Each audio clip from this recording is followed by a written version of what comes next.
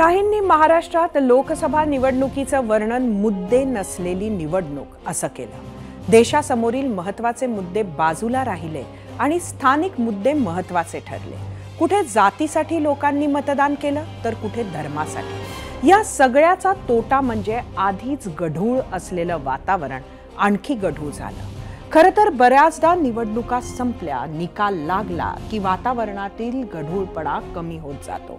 पण महाराष्ट्रात लगेच विधानसभा निवडणुका तोंडावर आल्या आहेत, त्यामुळे वातावरणातील गढूळपणा कमी होण्याची शक्यता कमीच आहे।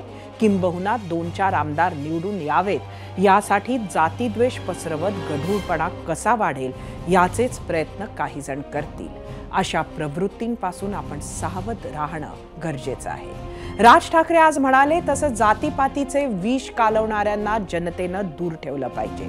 तसं झालं तरच सामान्यांच्या जगण्या मरण्याच्या प्रश्नांकडे लक्ष देण्यासाठी राजकारण्यांना वेळ मिळेल। जातीद्वेषाची आग पसरवणाऱ्यात नाही तर ती विझवण्याचा प्रयत्न करणाऱ्यात आपलं नाव असेल याची काळजी घेऊयात।